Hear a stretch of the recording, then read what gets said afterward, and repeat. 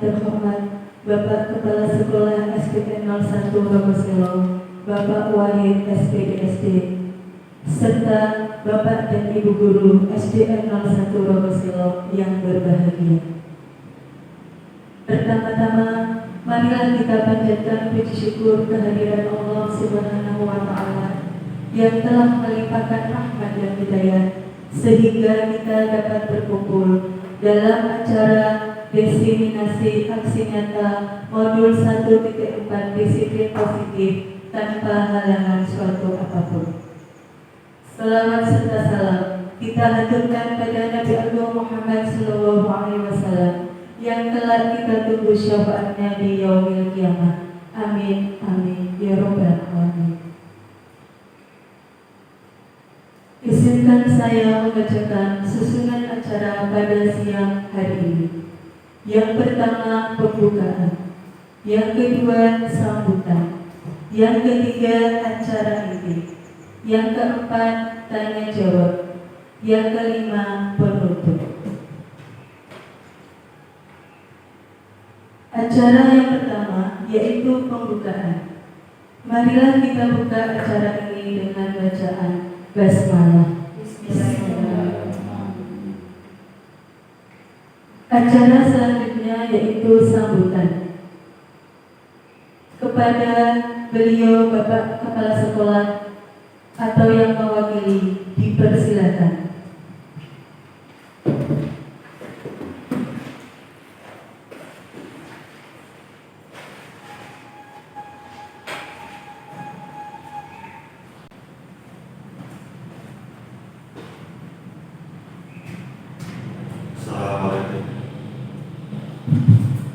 Assalamualaikum warahmatullahi wabarakatuh. Bismillahirrahmanirrahim. Alhamdulillahirabbil alamin. Wassalatu wassalamu ala asrofil anbiya'i wal mursalin wa ala alihi wa sahbihi ajmain. Amma ba'du. Pertama-tama marilah kita panjatkan puji syukur kehadirat Allah Subhanahu wa Ta'ala yang telah melimpahkan rahmat-Nya kepada kita semua sehingga pada siang hari ini kita bisa berkumpul dalam keadaan sehat dan tak kurang suatu apapun. Rekan-rekan, Bapak dan Ibu Guru SDN 01 Rokoselo, sebelumnya saya mengucapkan selamat kepada Ibu Listiana yang telah lolos dan kini menempuh pendidikan sebagai guru penggerak angkatan yang ke-10. Semoga dengan adanya salah satu rekan guru kita yang mengikuti program ini sebagai guru penggerak dapat memotivasi Bapak dan Ibu guru di sini agar mau mengikuti program atau mengikuti jejak beliau. Saya sangat mendukung program guru penggerak ini karena sangatlah bermanfaat.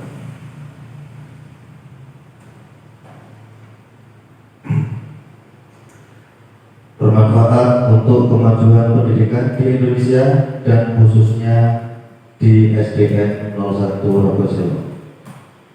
Saya berharap semoga Ibu Listiana dapat berkontribusi dalam memajukan SDN 01 Rokoselo dan bisa mengajak serta memotivasi kita semua untuk bersama-sama, yaitu memajukan pendidikan di SD 01 Rokoselo.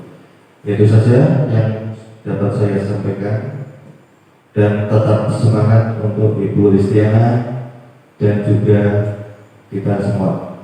Sekian, wassalamualaikum warahmatullahi wabarakatuh.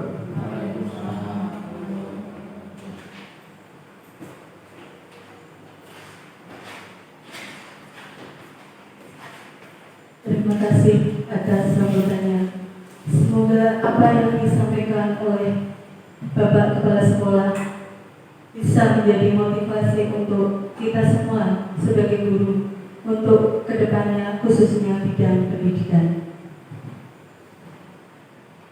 Acara selanjutnya acara inti, yaitu diseminasi aksi nyata modul 1.4 disiplin positif, menyebarkan pemahaman dan penerapan budaya positif yang akan disampaikan oleh Ibu Listiana SPD. Kepada Ibu Listiana, dipersilakan.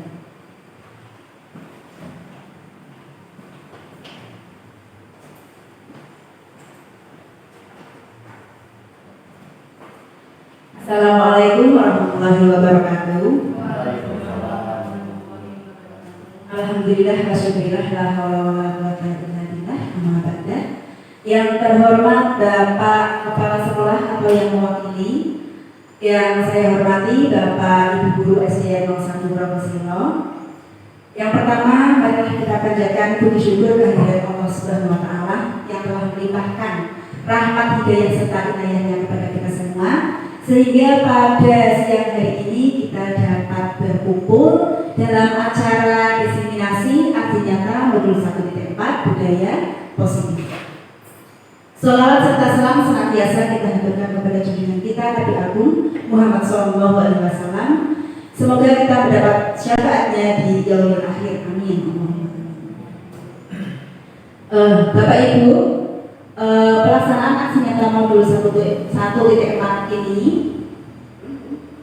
sebagai salah satu tugas saya dalam pemenuhan tugas program guru penggerak angkatan 10.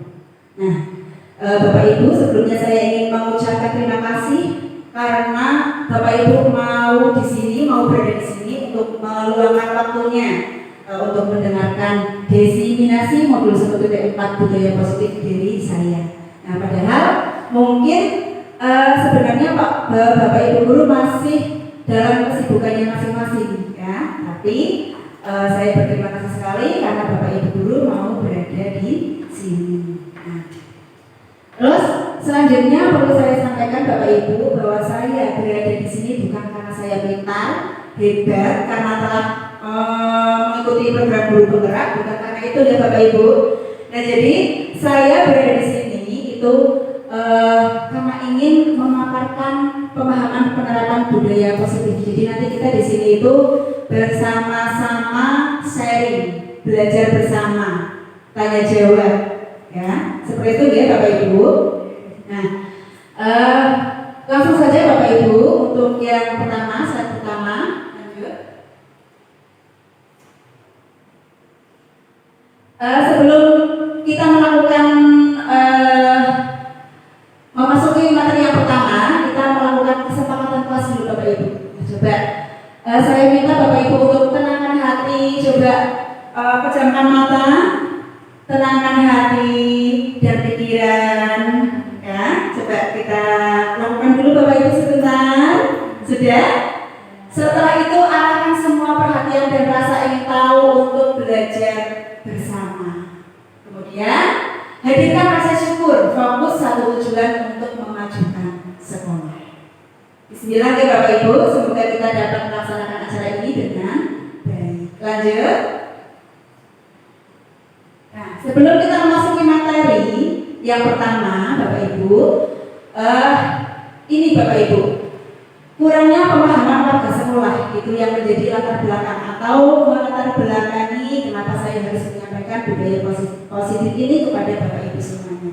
Nah, jadi kurangnya pemahaman warga sekolah terutama guru tentang penerapan konsep-konsep inti budaya positif di sekolah seperti disiplin positif, motivasi perilaku manusia, posisi kontrol guru, pembuatan keyakinan kelas atau sekolah, dan penerapan segitiga restitusi. Nah, harapannya dengan pelaksanaan diseminasi ini Bapak Ibu dapat memahami konsep tersebut yang dapat membangun budaya positif yang baik di lingkungan sekolah kita. Lanjut. Adapun tujuan dari kegiatan ini yaitu menanamkan budaya positif dengan membuat keyakinan kelas. Kemudian menanamkan nilai-nilai profil pelajar Pancasila pada diri murid dalam kegiatan pembelajaran. Lanjut. Nah ini Bapak Ibu, ini materi utama yang nanti kita akan bahas, yaitu konsep-konsep kunci dalam modul budaya positif. Ada berapa Bapak Ibu? Ada 7 konsep kunci. Nah nanti kita satu-satu akan kita bahas. Yang pertama ada perubahan paradigma belajar, kemudian disiplin positif, kebutuhan dasar, motivasi perilaku manusia, posisi kontrol restitusi, kemudian keyakinan kelas, dan yang terakhir ada segitiga restitusi. Kita lanjut lagi. Nah, untuk konsep kunci budaya positif yang pertama yaitu perubahan paradigma belajar. Nah, perubahan paradigma belajar apa ini maksudnya Bapak Ibu? Nah, ini maksudnya peralihan Bapak Ibu. Dari tadinya yang kurikulum kita sebelumnya itu kurikulum apa Bapak Ibu? Nah, terus sekarang kita menginjak ke kurikulum merdeka. Nah, pasti Bapak Ibu semua sudah tahu bahwa pada kurikulum merdeka itu pembelajaran berpusat pada siapa Bapak Ibu? Iya, betul sekali. Pada anak, pada murid kita. Nah, tentunya karena pembelajaran berpusat pada murid, berarti cara pembelajarannya pun pasti akan berbeda.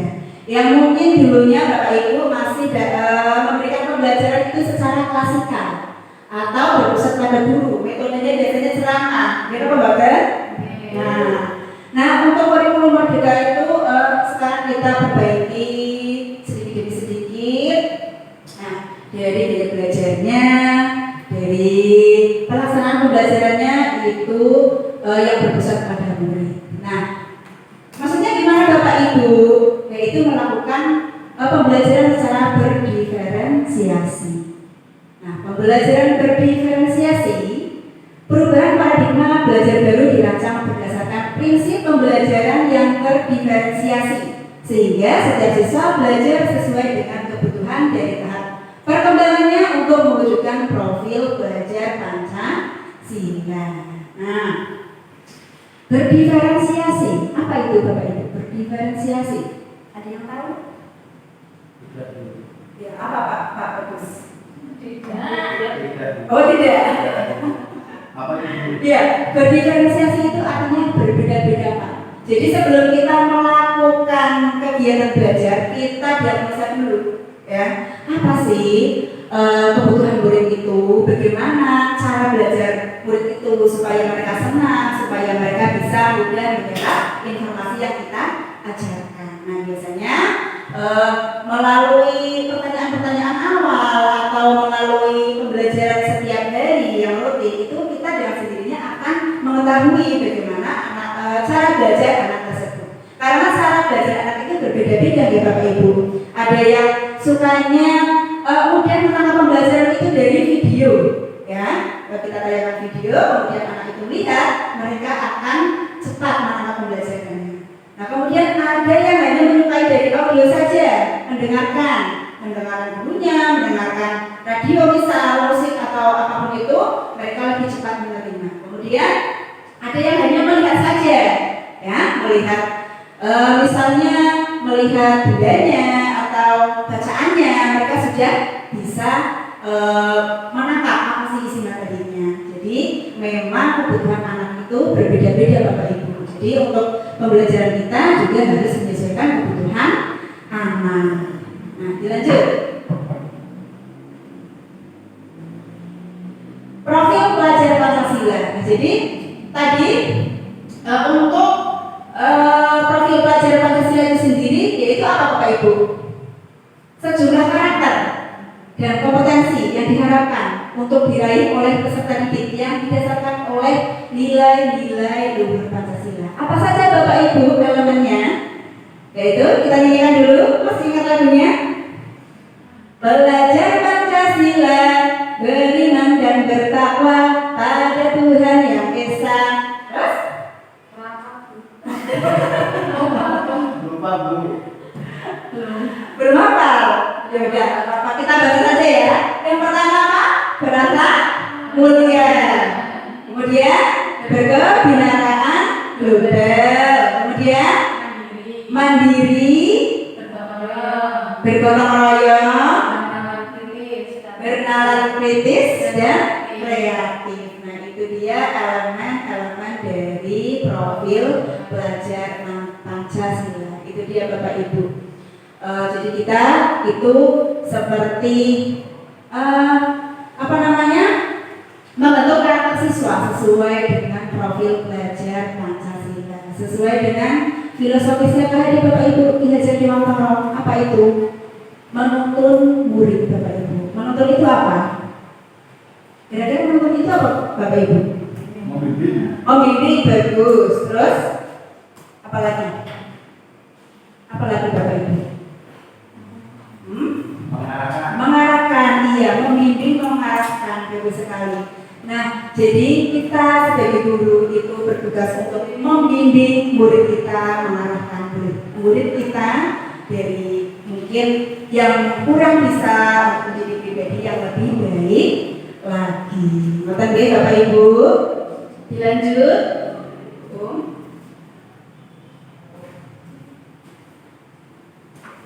Selanjutnya, konsep disiplin selanjutnya yaitu disiplin positif. Apa itu disiplin positif Bapak Ibu? Kita lihat dari kata-katanya, disiplin dan positif. Berarti apa Bapak Ibu? Disiplin. Kamu harus disiplin ya. Nah, kira-kira apa? Dalam budaya kita, makna kata disiplin dimaknai menjadi sesuatu yang dilakukan seseorang pada orang lain untuk mendapatkan kepatuhan. Kita cenderung menghubungkan kata disiplin dengan ketidaknyamanan. Supaya anak itu disiplin, menaati aturan, biasanya apa yang Bapak Ibu lakukan? Apa? Menghukum, memberi sanksi, bagus. Terus apa lagi betul? Menghukum. Iya, benar tidak Bapak Ibu menghukum? Nah, sebenarnya menghukum itu boleh tidak Bapak Ibu? Apakah yang masih sering menghukum? Ya, boleh. Harus bersifat positif, artinya menumbuh kembangkan. Iya. Boleh, tapi harus bersifat positif untuk menumbuh kembangkan anak. Contohnya Bapak Ibu apa? Contohnya hukuman seperti apa yang bisa menumbuhkan? Membersihkan sampah. Apakah itu bisa menumbuhkan karakter positif? Contohnya bagaimana? Apa bisa sih menumbuhkan karakter baiknya? Nah, soalnya itu untuk mengajarkan anak supaya dia disiplin dalam membuang sampah. oh itu ya jawabannya apa tadi? Bisa membuat anak menjadi disiplin untuk membuang sampah. Nah, sebenarnya Bapak Ibu, hukuman itu tidak boleh kita terapkan pada anak, ya. Soalnya kenapa? Hukumannya. Kalau tadi Pak Bagus membuang sampah itu sebenarnya maksudnya hukuman atau konsekuensi ya? Kenapa harus membuang sampah? Kita lihat dulu. Kok tidak ada apa-apa kalau langsung membuang sampah, kan kita harus lihat dulu permasalahannya apa kan? Nah, apa itu kira-kira permasalahannya? Jadi kita lihat permasalahannya dulu. Misalnya gimana Pak Bagus? Kalau membuang sampah, disuruh membuang sampah itu karena apa anaknya? Ya misalkan dia tidak membuat gas atau dia telat dalam bagian. Berarti tidak ada kaitannya dengan kebersihan ya? Ya. Ya, tidak ada kaitannya dengan apa yang dia lakukan. Nah, jadi itu merupakan hukuman, benar, hukuman. Nah, terus boleh tidak kira-kira? Kira-kira akan membuat anak itu menjadi disiplin membuang sampah setiap hari? Kira-kira seperti itu? Tidak ya. Nah, ternyata hukuman itu tidak membuat anak menjadi disiplin Bapak Ibu. Karena kesalahannya apa? Tidak membuat tugas, kenapa harus membuang sampah? Ya? Ini tidak ada kaitannya. Iya. Ya, bisa itu, bisa juga ini. Soalnya murid itu merasa ini loh. Aduh, Pak Guru, membeli saya nih, saya disuruh membuang sampah. Ya? Nah, anak itu merasa diberi oleh gurunya. Ya, disuruh membuang sampah. Kadang mereka malu juga sama temannya. Ya, karena dia membuang sampah sendiri. Terus dia jadinya apa Bapak Ibu? Dia bisa menimbulkan rasa benci sama gurunya, bisa menimbulkan dendam, ya itu yang paling buruknya itu bisa dendam dengan bapak ibu guru. Nah terus solusinya gimana kira-kira kalau tidak mengerjakan tugas? Ya disuruh mengerjakan. Nah disuruh mengerjakan, bagus. Konsekuensinya apa? Ya disuruh mengerjakan, ya itu lebih baik daripada disuruh membuang sampah. Nah terus selanjutnya sebagai pendidik tujuan kita adalah menciptakan anak-anak yang memiliki disiplin diri sehingga mereka bisa berperilaku dengan mengacu pada nilai-nilai kebajikan universal dan memiliki motivasi intrinsik bukan ekstrinsik. Nah, gimana ini maksudnya motivasi intrinsik bukan ekstrinsik? Nah, itu berasal motivasi yang berasal dari apa Bapak Ibu? Ya bagus Bapak Ibu.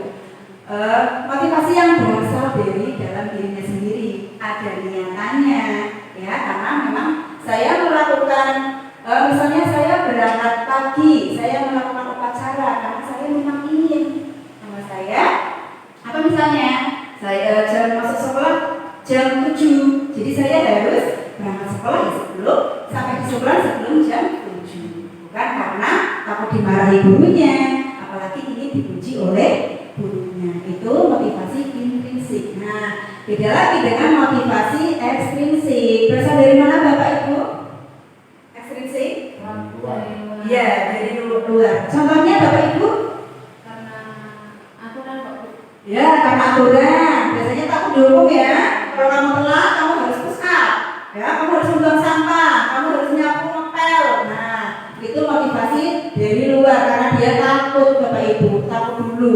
Jadi dia harus bangun pagi, berangkat pagi karena takut dimarahi gurunya. Nah itu kira-kira akan membuat anak itu jerah tidak?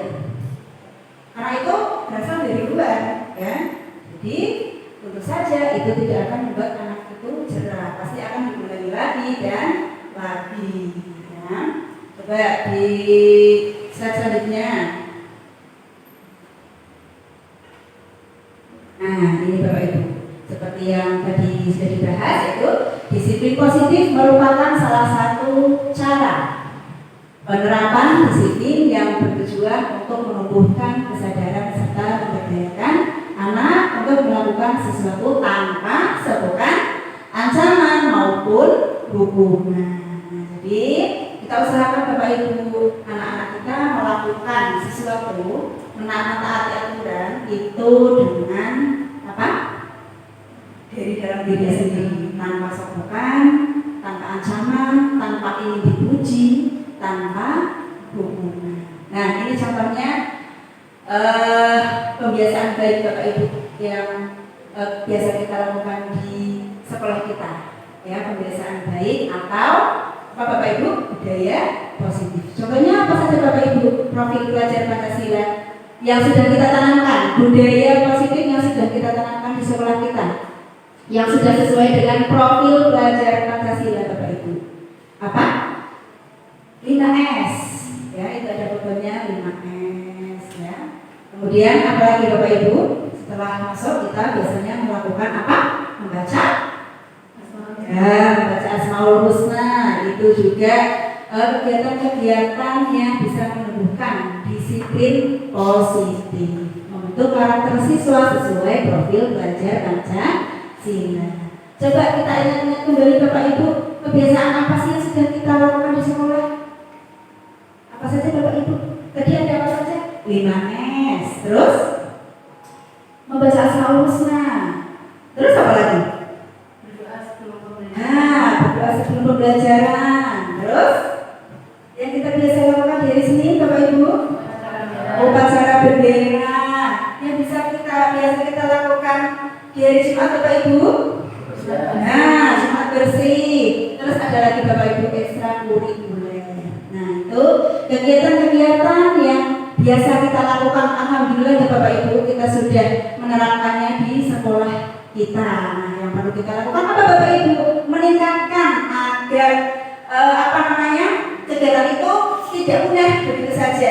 Ya, kita jalankan terus, kita tingkatkan lagi demi kemajuan SD, kita tercinta. Yuk lanjut. Nah, yang kedua, yang ketiga, kebutuhan dasar manusia. Ya, konsep yang ketiga yaitu kebutuhan dasar manusia. Nah, apa itu konsep kebutuhan dasar manusia, Bapak Ibu? Sebelum kita membahasnya, kita baca dulu Bapak Ibu. Ada contoh kasusnya, yaitu apa? Ada murid yang tidak membawa bekal makanan dan seringkali meminta bekal makan siang milik temannya. Kira-kira itu menyimpang tidak perilakunya Bapak Ibu? Menyimpang. Kenapa sih kok anak itu menyimpang? Nah, ternyata anak itu sedang berjuang, ya, untuk memenuhi kebutuhan dasar mereka. Nah, yang pertama ada kebutuhan untuk bertahan hidup atau survival. Ya. Nah, kenapa murid tersebut tidak membawa bekal makan siang sehingga ia mengambil bekal temannya? Kebutuhan dasar yang sedang berusaha dipenuhi oleh murid tersebut adalah kebutuhan untuk bertahan hidup. Jadi murid tersebut mengambil makanan temannya karena dia merasa apa Bapak Ibu? Ingin merasa lapar karena murid tersebut tidak membawa bekal. Bisa jadi seperti itu. Nah, kebutuhan bertahan hidup itu sendiri bukan hanya siswa saja Bapak Ibu yang membutuhkan, tapi kita semua sebagai guru juga demikian. Kira-kira apa saja Bapak Ibu? Kebutuhan bertahan hidup itu kita membutuhkan apa saja? Makan, minum, pakaian, tempat tinggal. Nah, itu namanya kebutuhan untuk bertahan hidup. Kalau bahasa Jawanya itu sandang, pangan, papan. Betul ya? Ya, panggonan. Ya. Nah, terus lanjut.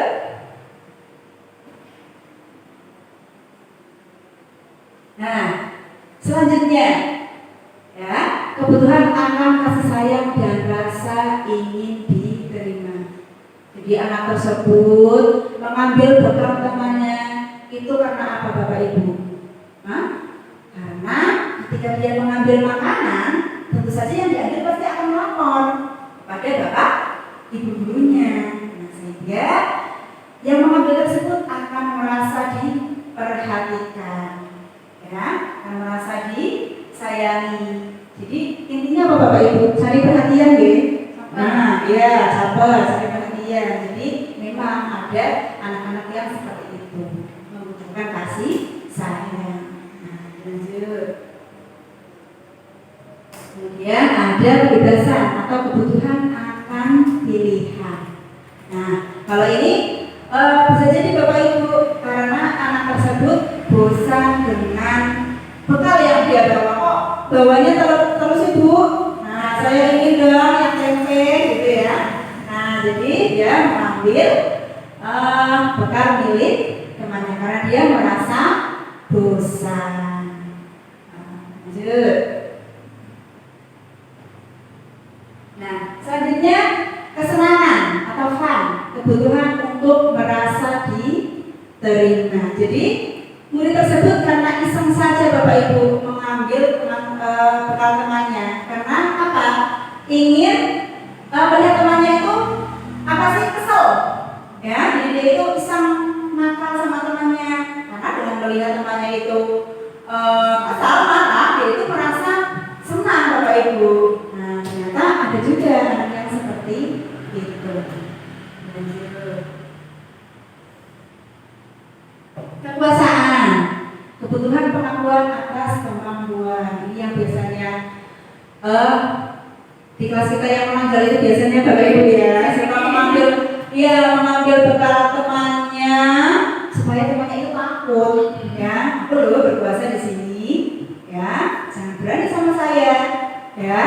Biasanya ada anak yang seperti itu. Dia ingin dianggap berkuasa, ya. Kebutuhan atas kekuasaan. Lanjut. Yang keempat, ini konsep yang keempat, ya, yaitu motivasi perilaku manusia. Nah, konsep yang apa Bapak Ibu? Motivasi perilaku manusia. Motivasi merupakan dorongan yang timbul pada diri seseorang secara sadar maupun tidak sadar untuk melakukan tindakan dengan tujuan tertentu. Nah, tadi yang seperti sudah saya sampaikan di sebelumnya, ada motivasi apa saja Bapak Ibu? Intrinsik dan ekstrinsik, ya, motivasi yang berasal dari dalam dan dari luar, ya.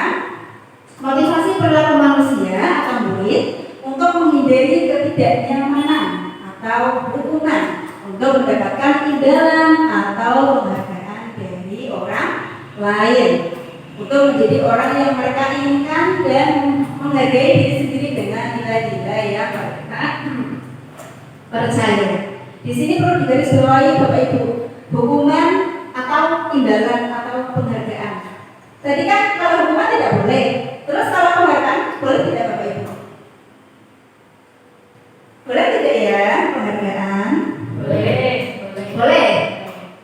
Ternyata Bapak Ibu tidak boleh Bapak Ibu. Oh, tidak boleh. Iya. Nah, sebagai contoh, ya, sebagai contoh. Iya.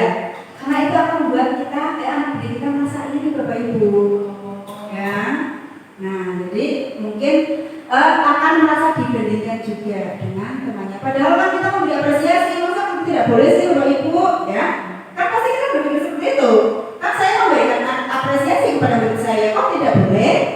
Ya, nah, ternyata memberikan apresiasi, contohnya ranking, ya. Sekarang sudah tidak ada ranking. Nah, itu karena akan menimbulkan iri, merasa dibandingkan. Seperti itu Bapak Ibu. Boleh kita memberikan motivasi, tapi hanya berdua saja. Hanya siswa tersebut yang tahu. Ya, misalnya pas penjenengan dengan murid yang berprestasi itu, kita sampaikan Mata. iya, mata. Kamu bagus sekali loh. Kamu sudah meningkat sekarang, ya. Pertahankan ya. Nah, tapi tanpa teman-temannya itu tahu Bapak Ibu, ya, karena dapat menimbulkan rasa iri, merasa dibandingkan. Padahal kan semua anak itu pasti ingin pintar ya Bapak Ibu ya. Nah, karena mungkin usahanya sudah mentok, ya kan? Jadi mereka sudah berusaha semaksimal mungkin, tapi tetap saja belum mendapatkan hasil yang maksimal. Jadi mereka merasa dibandingkan Bapak Ibu. Nah, itu makanya ranking itu sekarang sudah tidak boleh lagi. Boleh mengapresiasi, tapi 4 mata saja. Ya, lanjut. Nah, ini Bapak Ibu yang tadi sudah disampaikan ya, konsep disiplin dengan identitas gagal. Ada hukuman, karena apa? Menyakitkan, tidak nyaman, murid merasa takut, memaksa, murid menyembunyikan kesalahan, murid menjadi rendah diri. Itu dampaknya dari hukuman. Terus dari penghargaan, itu akan berdampak apa? Tidak efektif, merusak hubungan atau sifat iri, mematikan kreativitas, menghukum dengan sistem ranking, merampas hak menghargai dirinya. Itu yang sudah disampaikan tadi. Ini lanjut. Nah, konsep disiplin dengan identitas sukses.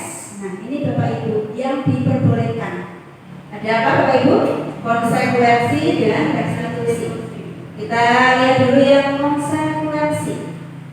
Penguatan jangka pendek, ya, perlu monitoring berkelanjutan, stimulus respon, murid menghormati peraturan, kehilangan waktu merenungi, kesalahan.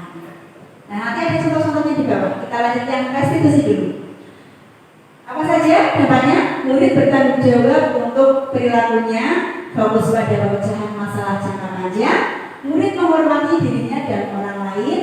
Teori kontrol dirinya, memegang kontrol, murid bersemangat memperbaiki kesalahan. Lanjut bawahnya.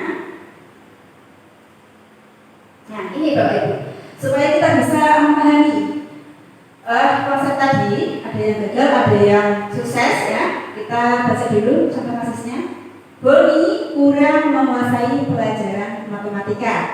Sehingga pada saat pelajaran tersebut berlangsung, dia lebih banyak berdiam diri atau menggambar di buku pelajarannya. Pada saat guru kelasnya Bu Santi menanyakan pertanyaan Doni, menjadi gugup, Doninya menjadi gugup ketika ditanya, dan tak sengaja menjatuhkan tasnya dari kursi, serta tiba-tiba menjadi gagap pada saat berupa menjawab. Seluruh kelas pun tertawa melihat perilaku Doni yang bicara tergagap dan terkejut tersebut. Bu Santi pada saat itu membiarkan teman-teman Doni menertawakan Doni yang tergagap dan malu luar biasa, dan malahan minta Doni untuk maju ke depan dan berdiri di depan kelas sambil menunjuk hidungnya karena tidak bisa menjawab pertanyaan. Kelas makin gaduh dan anak-anak pun tertawa melihat Doni di depan kelas memegang ujung hidungnya. Ya. Coba dilanjut, ada pertanyaannya? Tidak. Dilanjut. Nah, kita diskusikan Bapak Ibu, ya. Apakah Bapak Ibu setuju dengan tindakan Bu Santi terhadap Doni? Mengapa? Setuju tidak? Tindakan Bu Santi terhadap Doni. Jadi Bu Santi kan gimana? Nah, menanyai Doni, ya, sampai Doni tasnya jatuh karena buku menjawabnya. Terus teman-temannya menertawakan Doni, tapi Bu Santi hanya diam saja melihat Doni malu karena ditertawakan oleh temannya. Kira-kira setuju tidak dengan tindakan Bu Santi? Tidak. Iya, mengapa? Bisa membuat Boni yang bilang Ya, Boni menjadi lebih down. iya, Doninya jadi Merasa down. gitu. Terus apa yang akan Ibu lakukan kalau di posisi Bu Santi? Kira-kira apa? Kalau saya di posisi Bu Santi, saya ketika Boni ditertawakan, saya akan memanggil anak yang mentertawakan dan memberi nasihat. Ya. Bahwa apa yang dilakukan itu salah. Iya, tepat ya Bapak Ibu ya. Jadi dia bagus sekali Bapak Ibu Tunyati. Terima kasih atas jawabannya. Nah terus diberi nasihat ya Bapak Ibu ya. Nah jangan sampai Pak Doni itu merasa dihakimi, merasa down dia karena ditertawakan oleh teman sekelasnya. Coba di bawahnya.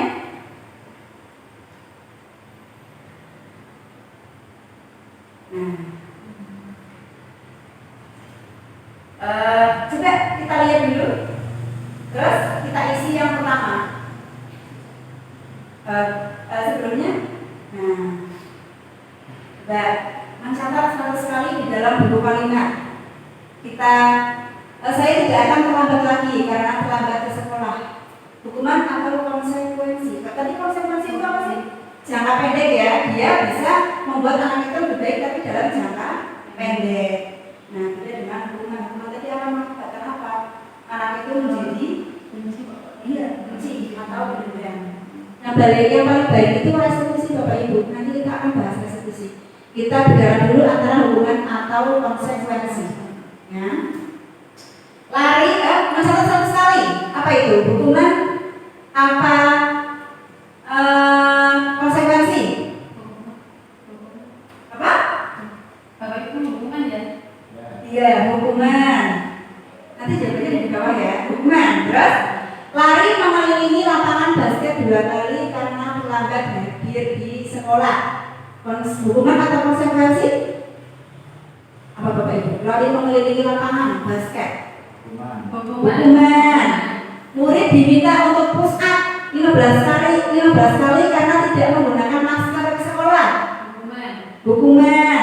Menggantikan kertas tugas teman yang telah dicoret-coret. Konsekuensi.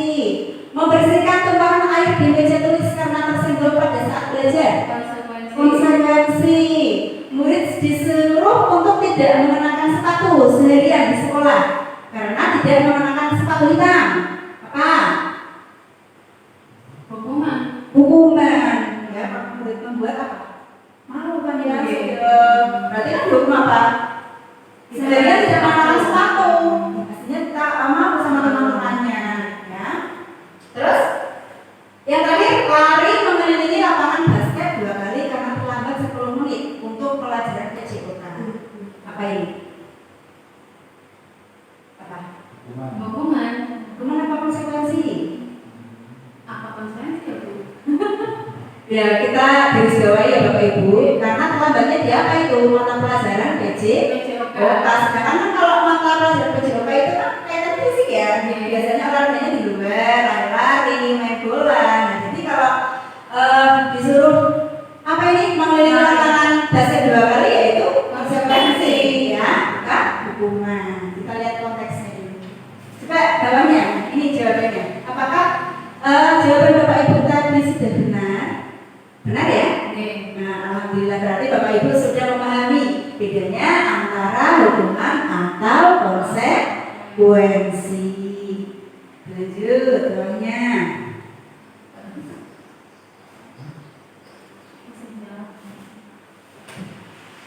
Dilanjut bawahnya.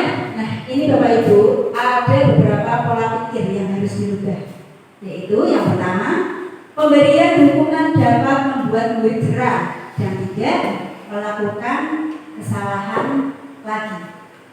Nah, terus pemberian hukuman ternyata tidak efektif karena menciptakan identitas gagal dan menyakiti murid dan justru tidak meningkatkan perilaku positif. Nah, jadi ternyata apa Bapak Ibu? Ini tandanya tadi apa ya?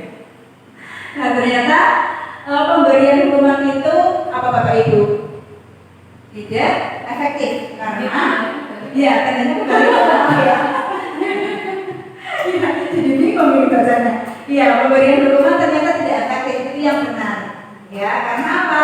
Menciptakan identitas gagal dan menyakiti murid dan justru tidak meningkatkan perilaku positif.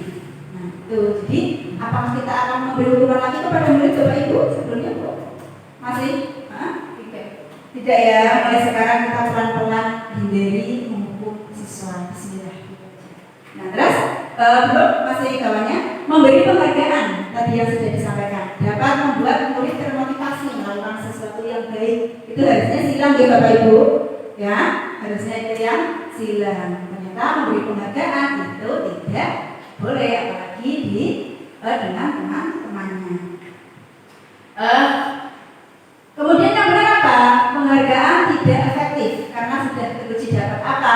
Merusak hubungan, mengurangi kecepatan, menurunkan kualitas, mematikan kreativitas dan menghukum. Dan selanjutnya konsep disiplin pendekatan restitusi. Nah itu kan tadi ada apa Bapak Ibu? Ada hukuman, terus penghargaan ya, konsekuensi, ada restitusi. Nah, restitusi adalah proses menciptakan kondisi bagi murid untuk memperbaiki kesalahan mereka sehingga mereka bisa kembali pada kelompok mereka dengan karakter yang lebih kuat.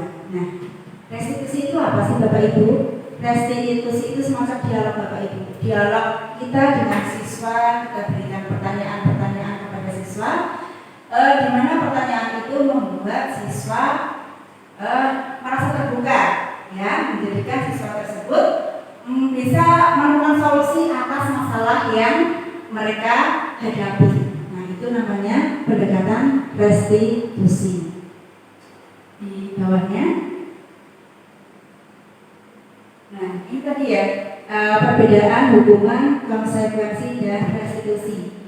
Kita lihat contoh kasusnya, siswa tidak mengerjakan PR.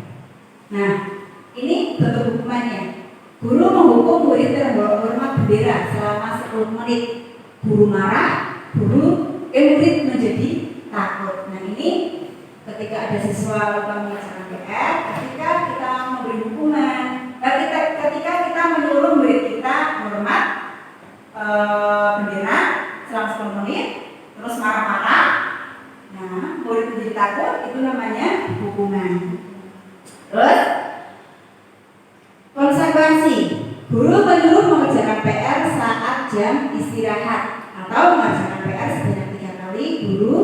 Guru tegas, murid mentaati peraturan, itu konsekuensi. Ya, jadi membuat jarak, tapi jangkanya pendek Bapak Ibu. Ya. Nah, terus yang terakhir restitusi. Guru menanyakan keyakinan kelas dirinya dan membantu siswa menyelesaikan masalahnya. Guru terbuka, murid menghormati dirinya dan orang lain. Nah, ini yang paling bagus yaitu restitusi yang wajib kita terapkan di sekolah. Lanjut. Nah, ini yang kelima, posisi kontrol restitusi.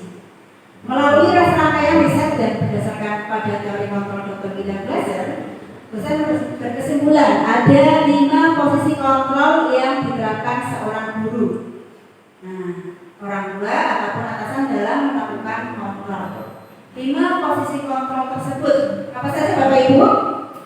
Guru sebagai penghukum, pembuat rasa bersalah, teman, terus pemantau dan manajer. Ada 5. Kita bahas bersama di bawahnya. Slide selanjutnya. Posisi kontrol restitusi. Ada contoh kasusnya Bapak Ibu. Coba dibaca dulu. Siswa tidak memakai atribut lengkap saat upacara bendera. Nah, ketika kita menyuruh siswa berdiri di depan barisan, kamu tidak memakai seragam ya, kamu tidak membawa topi ya, sini kamu duduk, sini kamu berdiri di depan barisan sama guru. Nah, itu guru tersebut sedang menghukum anak tersebut, sedang berada di posisi kontrol sebagai penghukum. Nah, padahal mungkin kita pernah Bapak Ibu ya, tapi secara tidak sadar kita tidak tahu bahwa kita sedang berada di posisi sebagai penghukum. Nah, ternyata tidak boleh Bapak Ibu. Terus membuat rasa bersalah. Berapa kali Pak Guru harus bilang, kamu harus memakai atribut lengkap saat upacara bendera. Pak Guru sewa sama kamu. Nah, ketika Pak Guru bilang seperti itu, murid gimana Bapak Ibu? Hah? Merasa bersalah ya? Iya Bapak Ibu, iya Pak. Nah, tapi setelah itu gimana? Setelah itu murid mungkin akan mengulanginya lagi dan itu tidak berdampak positif, tidak ada lanjutan atau kedepannya, tidak bisa menyelesaikan masalah murid tersebut. Ya Bapak Ibu ya. Coba lanjut. Terus ada posisi guru sebagai teman.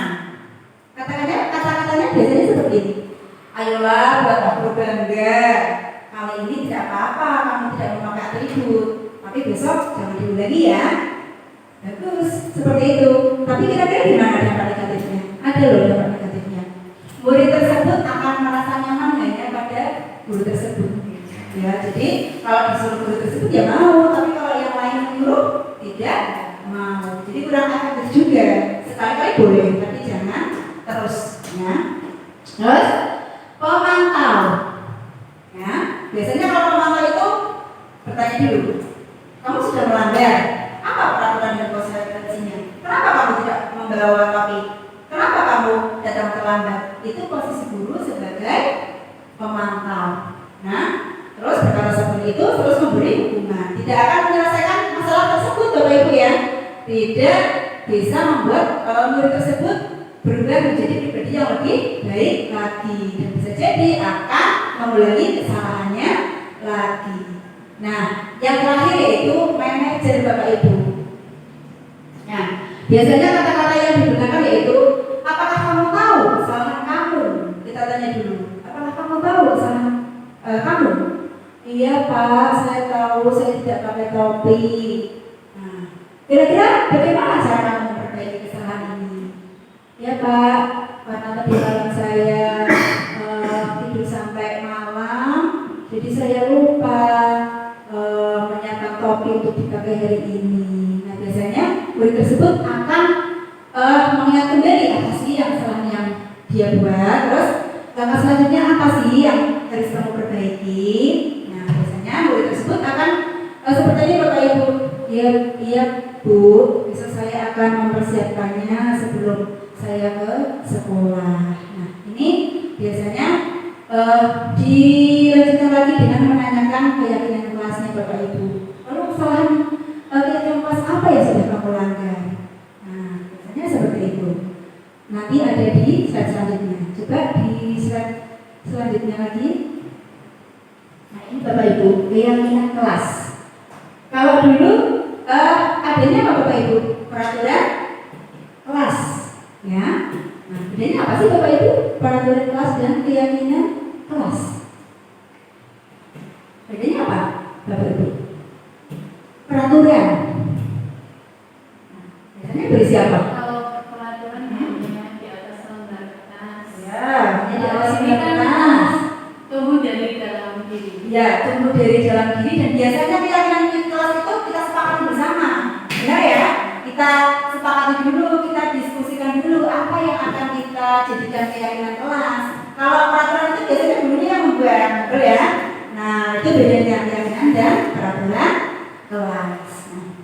Nah, menurut dosen, suatu keyakinan akan lebih memotivasi seseorang dari dalam atau memotivasi secara intrinsik. Nah, ini Bapak Ibu yang perlu kita garis bawahi, ya, motivasi yang tumbuh dari dalam. Seseorang akan lebih tergerak dan bersemangat untuk menjalankan keyakinannya daripada hanya sekedar mengikuti serangkaian peraturan. Benar ya? Biasanya kalau peraturan kita mentaatinya ya hanya karena takut saja, ya, takut dihukum kan seperti itu. Nah, kalau keyakinan kita masih sama, ya, kita sepakati apa sih keyakinan kelas. Contohnya apa sih keyakinan kelas Bapak Ibu yang sudah ada di kelas Bapak Ibu? Biasanya keyakinan kelasnya itu apa? Sebelum melakukan pembelajaran kita berdoa sebelum dan sesudah pembelajaran. Terus apa lagi? Biasanya kita cari tahu dulu Bapak Ibu, masalah apa sih yang biasanya sering terjadi? Ada teman yang moyoki, ya, suka mengata-ngatai. Nah, berarti kita harus membuat kesepakatan apa? Menghormati, ya, menghormati sesama teman. Terus empati terhadap sesama itu juga merupakan keyakinan kelas, ya. Terus ada apa lagi? Tidak boleh makan pada saat jam pelajaran, meminta izin ketika mau keluar kelas. Itu banyak sekali Bapak Ibu. Biasanya antara kelas rendah dan kelas tinggi itu keyakinannya berbeda-beda, bervariasi. Nah, lanjut. Nah, itu keyakinan kelas yang kemarin yang sudah saya buat, keyakinan kelas di kelas 1. Lanjut. Nah, ini dia Bapak Ibu. Segitiga restitusi adalah suatu proses dialog yang dijalankan oleh guru atau orang tua agar dapat apa? Menghasilkan murid yang mandiri dan bertanggung jawab. Nah, coba dilihat Bapak Ibu slide selanjutnya.